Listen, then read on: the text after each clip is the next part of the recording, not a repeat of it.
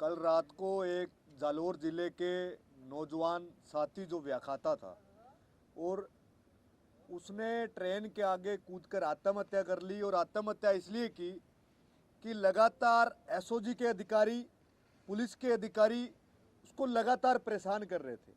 उसको एक मामले में आरोपी होने के बावजूद भी उसको 2 से 3 मामलों में और फंसाने का, उसको बार बार उसको पैसे का देने का लालच, और उसके परिवार की हालात दयनीय है। उसके परिवार में कोई कमाने वाला नहीं है और वो नौजवान आज हमारे बीच नहीं रहा। और सरकार का एक नुमाइंदा भी, जो पेपर चोरी पर बातचीत सरकार करती थी कि पेपर चोरी में हम बड़े बड़े मगरमच्छ पकड़ने का काम करेंगे। अरे भाई, आप उन नौजवानों को परेशान कर रहे हो जिन नौजवानों पर पहले से मुकदमे दर्ज है। आप नए लोगों को मगरमच्छ पकड़ने का काम करें, लेकिन उन नौजवानों को क्या होगा जिसको वो पुलिस के अधिकारी बार बार परेशान कर रहे हैं, उसके परिवार को टॉर्चर कर रहे हैं। और आज पूरा का पूरा परिवार एसएमएस की मोर्चरी के आगे न्याय के लिए इस सरकार से गुहार लगा रहा है पिछले 15 घंटों से।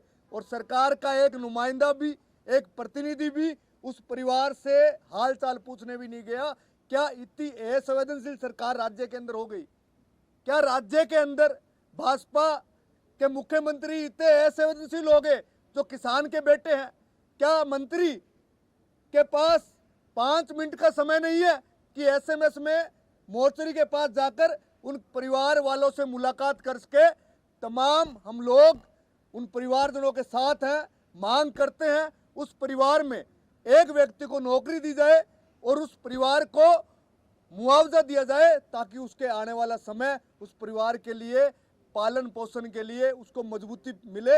ये हालात राज्य के अंदर आप देख सकते हो। जो सरकार पेपर चोरी पर नौजवान की बात करती थी, आज 5 मिनट के रास्ते के अंदर विधानसभा से लेकर एसएमएस मोर्चरी का जो रास्ता है वहां पर भी जाने के अंदर असमर्थ है। तो कितनी असंवेदनशील, अदयनीय हालात इस सरकार की हो चुकी है। जय हिंद, जय भारत।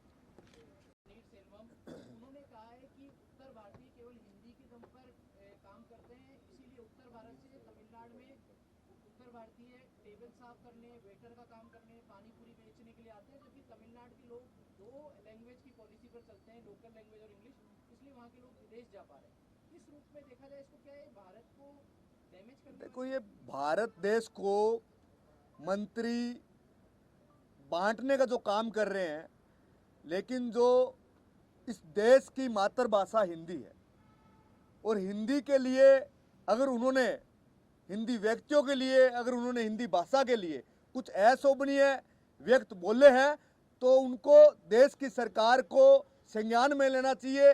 देश की सरकार को संज्ञान में लेकर उन पर उचित कार्रवाई भी करनी चाहिए। और वो इंग्लिश, ठीक है, इंग्लिश बोलना हमारे लिए अच्छी बात है कि हम विदेश में जाते हैं तो इंग्लिश बोलना पड़ता है, लेकिन इस देश की मातृभाषा हिंदी है और हमें हिंदी को प्रमुखता से, हिंदी को जो हिंदी बोल रहा है, अगर उसके लिए उन्होंने कहा है कि टेबल साफ करने के लिए वहाँ गया है, तमिलनाडु के अंदर गया है, तो ये कतई उनकी शोभनीय भाषा नहीं है।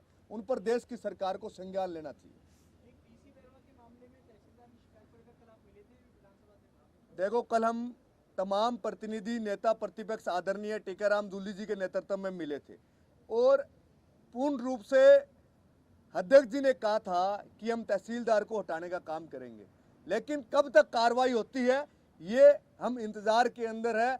मैं कहता हूं कि मंत्री को कलेक्टर धमका रहा है, प्रभारी मंत्री को सीकर जिले का कलेक्टर जिस तरीके से बर्ताव करता है और तहसीलदार विधायक के सामने बोल रहा है, तो क्या ब्यूरोक्रेसी को सरकार ने छूट दे दी है? क्या विधायक का प्रोटोकॉल तहसीलदार से भी कम आंका जा रहा है सरकार के अंदर? तो चीफ सेक्रेटरी के बराबर प्रोटोकॉल होता था। सरकार के मुखिया खुद किसान के बेटे हैं, तुरंत प्रभाव से कार्रवाई होनी चाहिए थी। और डीसी वैरवा जी को जिस प्रकार से उस तहसीलदार ने बोला है, अगर कार्रवाई नहीं होती है तो सदन के अंदर प्रमुखता से ये मुद्दा आने वाले समय में उठाएंगे और उस तहसीलदार को हटाने के लिए हम डीसी वैरवा जी के साथ हैं, तमाम लोग।